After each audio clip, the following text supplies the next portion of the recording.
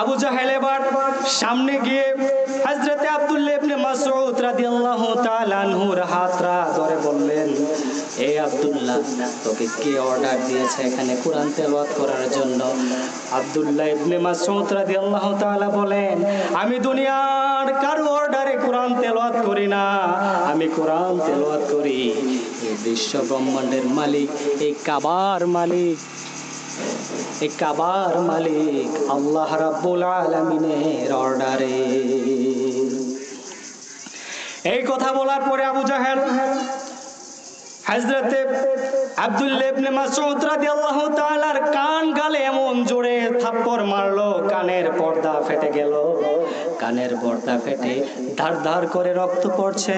হযরতে আব্দুল্লাহ ইবনে মাসউদ রাদিয়াল্লাহু তাআলা কানের মাঝে ধরে বলছে, এ আবু জাহেল, আজকে তোর ক্ষমতা বলে তুই আমার একটা কানের পর্দা ফাটাইয়া দিলি।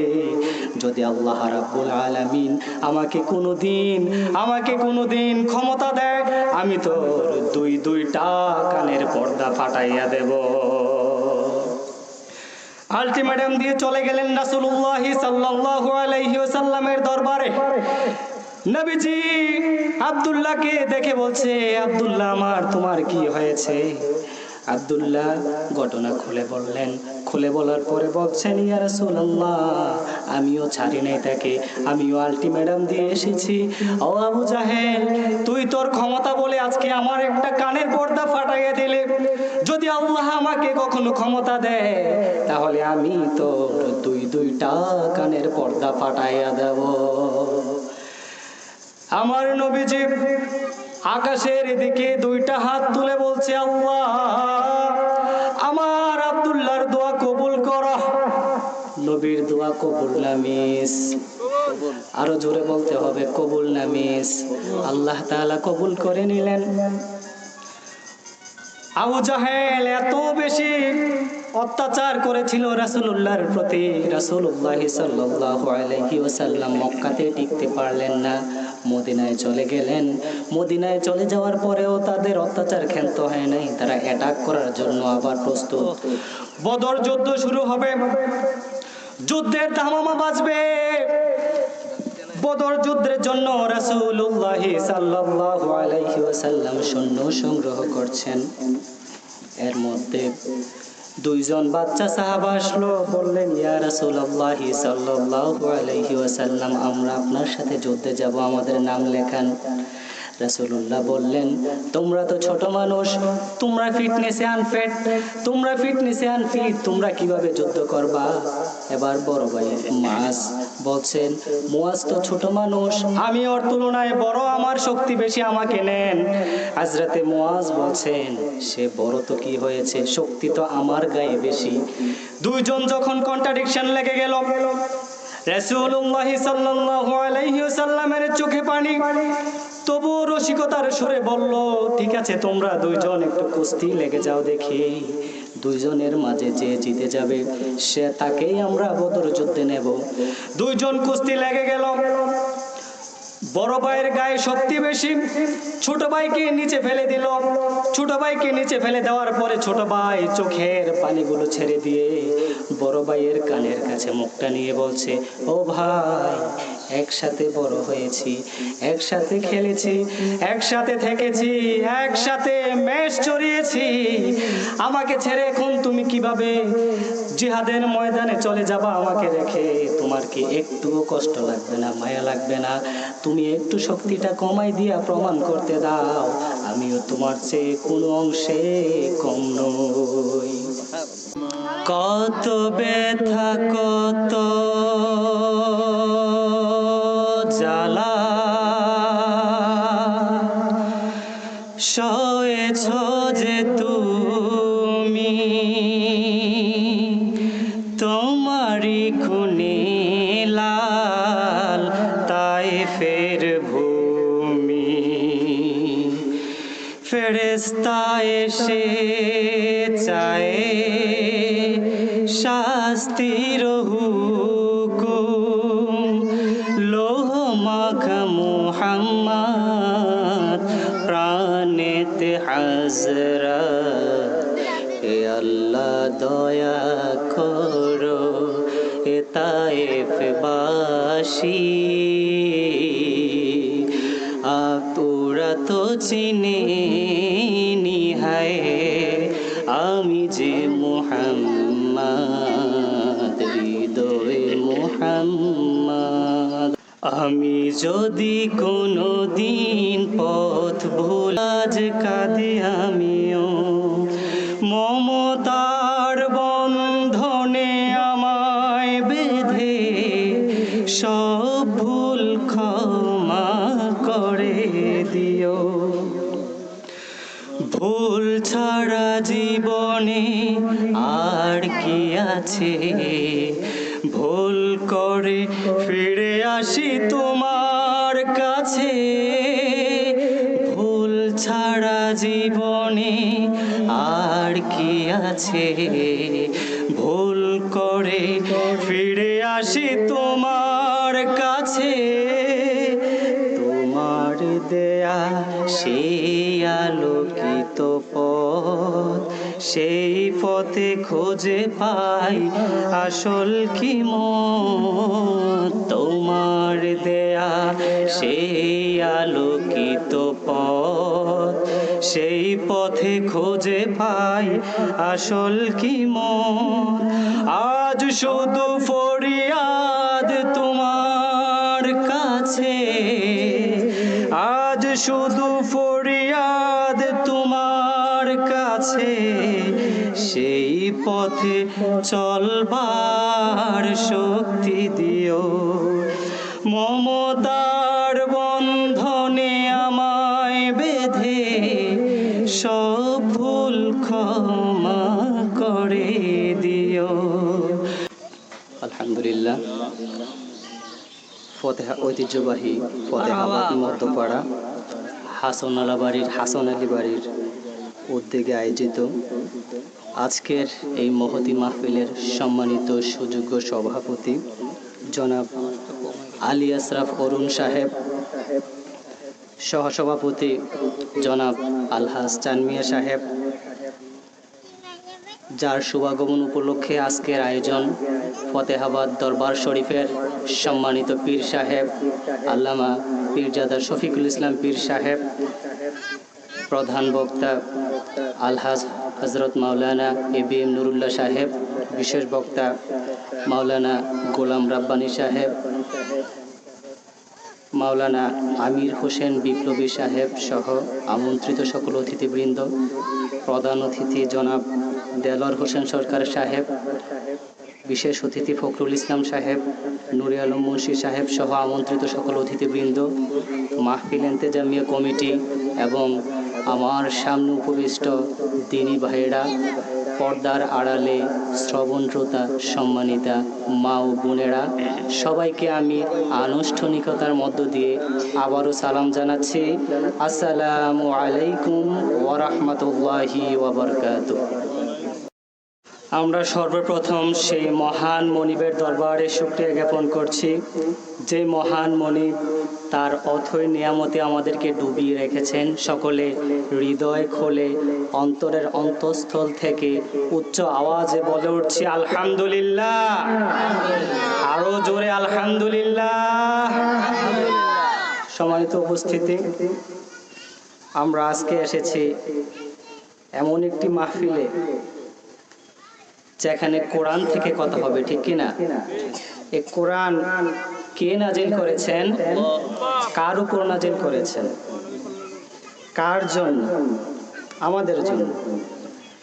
রাসূলুল্লাহ সাল্লাল্লাহু আলাইহি ওয়াসাল্লাম বলেন, তারাকতু ফীকুম আমরাইন লান তাদিল্লু মা তামাসসাকতুম বিহিমা। আমি তোমাদের কাছে দুইটি জিনিস রেখে গেলাম, একটি কোরআন, অপরটি হাদিস। এই দুইটি জিনিস যদি তোমরা ভালোভাবে আঁকড়ে ধরতে পারো, তাহলে পৃথিবীর কোনো শক্তি নেই তোমাদেরকে পদানত করতে পারে। আমরা কি এখন কোরআন ধরেছি না ছেড়েছি? কোরআন আছে বুক সেলফের ভেতরে, টেবিলের উপরে 1 ইঞ্চি বালি পড়ে আছে উপরে, ঠিক না? সামনে রমজান মাস আসছে, এই কোরআনগুলোর হক কি আদায় করতে পারবো আমরা ইনশাআল্লাহ? নিজেরা কোরআন পড়বো, পরিবারের লোকদেরকে কোরআন পড়ার জন্য উৎসাহ দেব, অর্থ সহ পড়বো, কোরআনের রঙে নিজেকে রাঙ্গাবো। সকলে বলি আমিন। সবারই তো উপস্থিতি, আমরা কোরআন পড়ছি না, কিন্তু ইহুদি খ্রিস্টানরা ঠিকই কোরআন পড়ছে। ইউরোপিয়ান এক সাহিত্যিক জ্যানুয়াল লেডুকা নামে ইউরোপিয়ান এক সাহিত্যিক প্রচন্ড ইসলাম বিদ্বেষী। ইসলাম নামটা শুনলে মনে হয় তার শরীরে আগুন জ্বলে যায়, এরকম লোক আছে না নাই? ওই লোকটা, ওই মহিলা মনের মাঝে হঠাৎ করে কি যেন পড়লো, সে মনে মনে ভাবলো মুসলমানরা তো মনে করে, মুসলমানরা তো বলে কোরআনুল কারিমে কোনো ভুল নাই, আমি একটু পরে দেখি তো কোনো ভুল পাওয়া যায় কিনা। নাউজুবিল্লাহ বলেন। কোরআনুল কারিম কি কোনো ভুল আছে? যেই কোরআনুল কারিমের ভুল ধরতে আসবে সেই তার নিজের জীবনের ভুল খুঁজে পাবে, কোরআনের ভুল খুঁজে পাবে না, ঠিক কিনা? এবার মহিলা একটা একটা করে কোরআনের পৃষ্ঠা পড়ছে, পড়তে পড়তে কোরআনুল কারিম যখন পড়া হয়ে গেল, মহিলা এবার চোখের পানিগুলো ছেড়ে দিয়ে বলছে, আমি কোরআনুল কারিমের ভুল ধরতে আসলাম ঠিকই, কিন্তু কোরআনুল কারিমের কোনো ভুল তো খুঁজে পেলামই না, বরং আমি আমার নিজের জীবনের ভুলগুলো খুঁজে পেলাম। ওই মহিলা অনুপ্রাণিত হয়ে মুসলিম হয়ে গেল। সাংবাদিকরা তাকে জিজ্ঞেস করলো, মহিলা তুমি কেন মুসলিম হলে? তুমি তো প্রচন্ড ইসলাম বিদ্বেষী ছিলে। মহিলা এবার উত্তর দিচ্ছে, ও সাংবাদিকেরা, আল্লাহ রাব্বুল আলামিন কোরআনুল কারিমের মাঝে মহিলাদেরকে যত বেশি অধিকার দিয়েছেন, এত বেশি মর্যাদা দিয়েছেন, পৃথিবীর কোন কোরআনুল কারিমের মাঝে আল্লাহ রাব্বুল আলামিন এত বেশি মহিলাদেরকে মর্যাদা দিয়েছেন যে আমি কোন সংবিধান, কোন আইনের মাঝে এত বেশি মর্যাদা পাই না।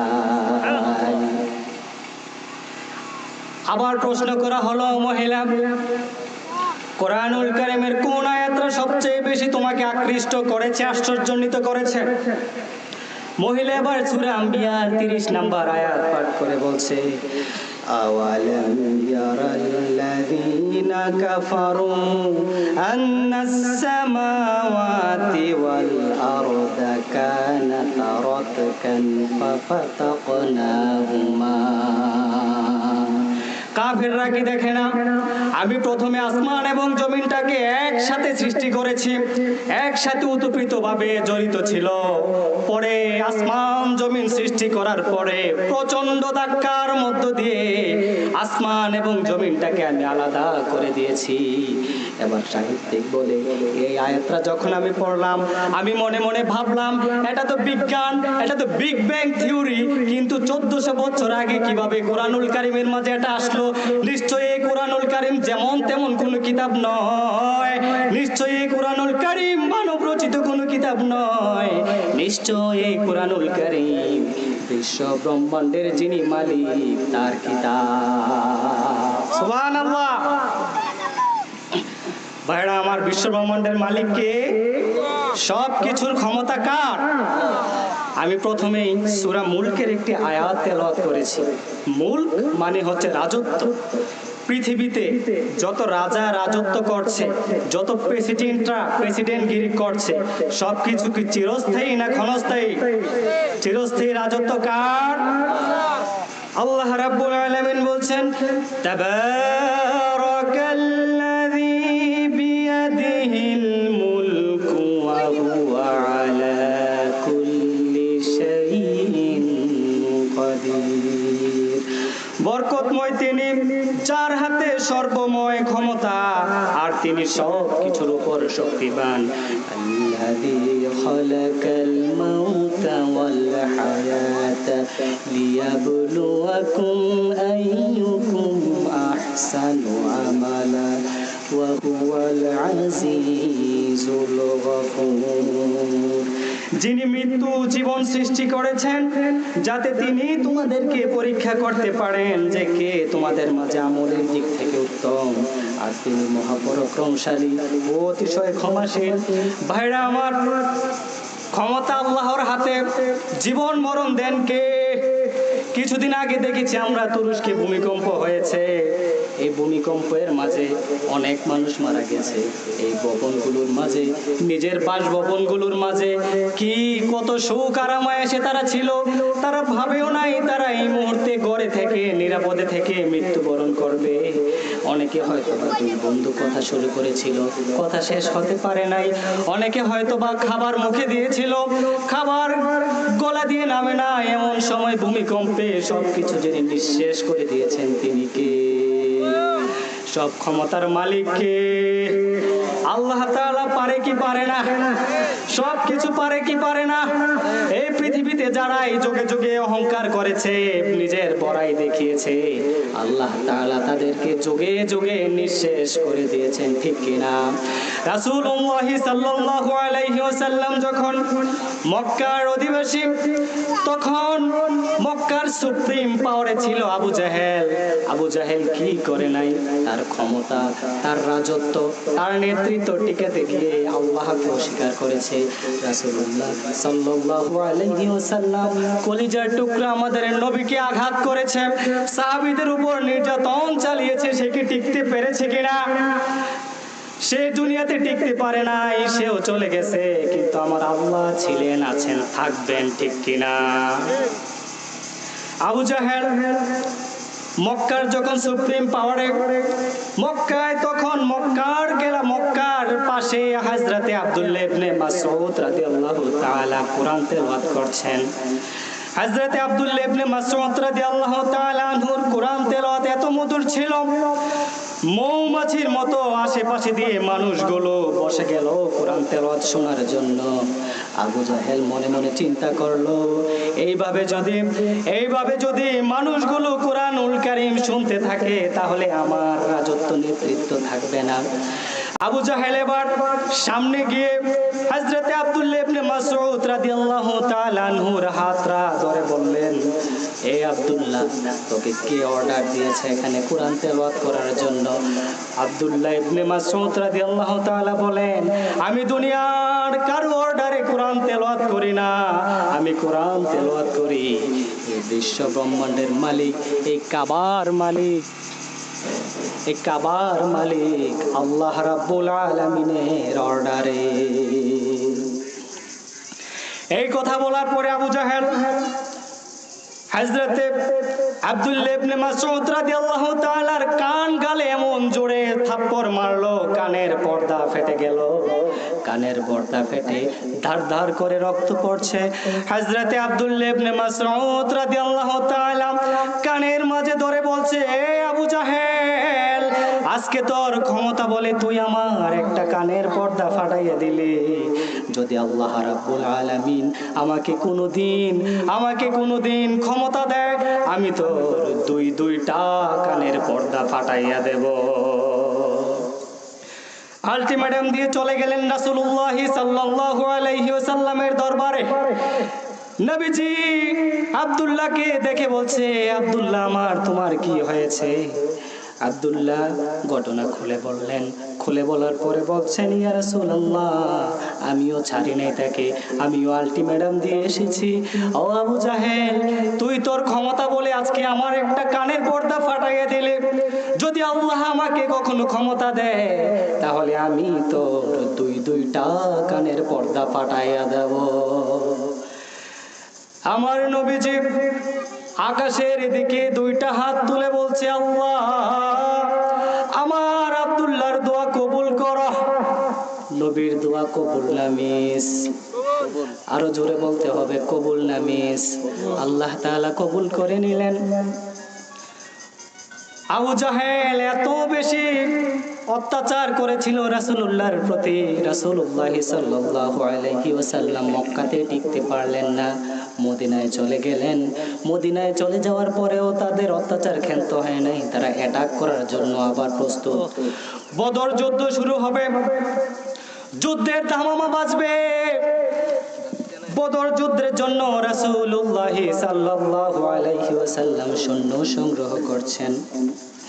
এর মধ্যে দুইজন বাচ্চা সাহাবা আসলো, বললেন ইয়া রাসূলুল্লাহ সাল্লাল্লাহু আলাইহি ওয়াসাল্লাম, আমরা আপনার সাথে যুদ্ধে যাব, আমাদের নাম লেখান। রাসূলুল্লাহ বললেন, তোমরা তো ছোট মানুষ, তোমরা ফিটনেসে আনফিট, তোমরা কিভাবে যুদ্ধ করবা?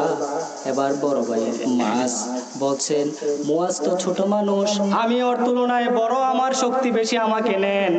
হযরতে মুয়াজ বলছেন, সে বড় তো কি হয়েছে, শক্তি তো আমার গায়ে বেশি। দুইজন যখন কন্ট্রাডিকশন লেগে গেল, রাসূলুল্লাহ সাল্লাল্লাহু আলাইহি ওয়াসাল্লামের চোখে পানি, তবু রসিকতার সুরে বলল, ঠিক আছে, তোমরা দুইজন একটু কুস্তি লেগে যাও দেখি, দুইজনের মাঝে যে জিতে যাবে সে তাকেই আমরা বদর যুদ্ধে নেব। দুইজন কুস্তি লেগে গেল। বড় ভাইয়ের গায়ে শক্তি বেশি, ছোট ভাইকে নিচে ফেলে দিল। ছোট ভাইকে নিচে ফেলে দেওয়ার পরে ছোট ভাই চোখের পানিগুলো ছেড়ে দিয়ে বড় ভাইয়ের কানের কাছে মুখটা নিয়ে বলছে, ও ভাই, একসাথে বড় হয়েছি, একসাথে খেলেছি, একসাথে থেকেছি, একসাথে মেষ চড়িয়েছি, আমাকে ছেড়ে এখন তুমি কিভাবে জিহাদের ময়দানে চলে যাবা আমাকে রেখে? তোমার কি একটুও কষ্ট লাগবে না, মায়া লাগবে না? তুমি একটু শক্তিটা কমাই দিয়া প্রমাণ করতে দাও, আমিও তোমার চেয়ে কোনো অংশে কম নই। রাসূলুল্লাহ সাল্লাল্লাহু আলাইহি ওয়াসাল্লাম তাদের সব কথা শুনলেন। শুনে বুকের মাঝে দুইটা বাচ্চাকে নিয়ে দরদর করে কেঁদে দিলেন। দুজনের নাম লেখালেন। বদর যুদ্ধ শুরু হয়ে গেল। বদর যুদ্ধ শুরু হয়ে গেল। দুইজন বাচ্চা বদর যুদ্ধে হাজির। দুইজন গিয়ে একজন সাহাবাকে বলছে, ও চাচা, আবু জাহেল কোনটা? যে চাচারে জিজ্ঞেসে ওই চাচাই হচ্ছে আব্দুল্লাহ ইবনে মাসউদ। আব্দুল্লাহ ইবনে মাসউদ রাদিয়াল্লাহু তাআলা বলছেন, ওই যে ঘোড়ার উপর দেখা যায় বিশাল দেহী, ওই লোকটাই হচ্ছে আবু জাহেল। কিন্তু তোমরা আবু জাহেল দিয়ে কি করবা? বলছে, আবু জাহেল, আমরা শুনেছি মক্কার জীবনে আবু জাহেল নাকি রাসূলুল্লাহকে সবচেয়ে বেশি কষ্ট দিয়েছে, তাই আমরা আবু জাহেলের বিরুদ্ধে যুদ্ধ করতে এসেছি। যখন দেখিয়ে দেয়া হলো, দুইজন বাচ্চা সিংহের মতো গর্জন দিয়া বাজ পাখির মতো ক্ষিপ্ত হয়ে প্রহরীদের চোখ ফাঁকি দিয়ে আবু জাহেলকে অ্যাটাক করলো। বাচ্চা দুইজনের অ্যাটাকের কারণে আবু জাহেল ঘোড়া থেকে পড়ে গেল। পরে যে মাজা ভাঙছে, এই মাজা সোজা করে আর দাঁড়াতে পারে না। দুইজনকে অ্যাটাক করে ফেললো কাফেররা। বড় ভাই মুয়াজকে একজন কাফের এসে ডান হাতে ছুরি মেরে দিল, ডান হাতটা কেটে পড়ে গেল। এবার বাম হাতে যুদ্ধ করছে, তলোয়ার নিয়ে বাম হাতেও ছুরি মেরে দিল, বাম হাতও কেটে পড়ে গেল। একটু পরে বড় ভাইকে শহীদ করে দেয়া হলো। এবার ছোট ভাইয়ের পালা। ছোট ভাই যুদ্ধ করছে মাস, পেছন দিক থেকে ডান হাতে ছুরি মেরে দিল, ডান হাতটা পুরাটা পড়ে নাই, একটু লেগে আছে, গোশতের সাথে চামড়ার সাথে একটু লেগে গেছে। হযরতে মুয়াজ এবার ডান হাতে তরবারি নেয়। ডান হাতে তরবারি নেওয়ার পরে যখন যুদ্ধ শুরু করে, বাম হাতে যখন যুদ্ধ শুরু করে, ডান হাতরা ওই যে ঝুলে আছে, ডান হাতরা এসে বাম হাতে বাড়ি খায়, শরীরের সাথে লেগে যায়, যুদ্ধ করতে কষ্ট হয়ে যায়। এই জন্য হযরতে মুয়াজ পায়ের নিচে, দুই পায়ের নিচে হাতরা দিয়ে সমস্ত শক্তি দিয়ে আল্লাহু আকবার বলে টান দিয়ে হাতটাকে ছিঁড়ে ফেলে দিল। আল্লাহু আকবার, টান দিয়ে হাতটাকে ছিঁড়ে ফেলে দিল। এবার বাম হাতে যুদ্ধ শুরু করলো। বীরের মতো ছোট মানুষ কতক্ষণই বা করতে পারে যুদ্ধ। এবার এসে বাম হাতে আবার কাফেররা তরবারি মেরে দিল, বাম হাতটা কেটে পড়ে গেল, দুনো হাত কেটে পড়ে গেল। দুই ভাইকে তারা শহীদ করে দিল। দুই ভাইকে শহীদ করে দিয়ে এই দুই ভাই শহীদ হয়ে আমাদের জন্য শিক্ষা রেখে গেলেন। আমার কলিজার টুকরা, আমার আপনার কলিজার টুকরা নবী রাসূলুল্লাহ সাল্লাল্লাহু আলাইহি ওয়াসাল্লামের বিরুদ্ধে যেই কথা বলবে, জীবনের শেষ রক্তবিন্দু দিয়ে হলে তাদের বিরুদ্ধে লড়তে হবে, ঠিক কিনা?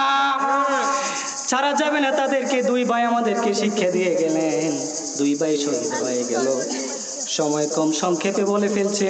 শেষমেশ ওই যে রাসূল দোয়া করেছিলেন, শেষমেশ আবু জাহেল হযরতে আব্দুল্লাহ ইবনে মাসউদ রাদিয়াল্লাহু তাআলা আনহুর হাতে হত্যা হলো। ইসলাম কার? ইসলাম আল্লাহর মনোনীত ধর্ম। এটার বিজয় দিবে কে? জোরে বলতে হবে, এর বিজয় দিবে কে? সমস্ত ক্ষমতার অধিকারী কে?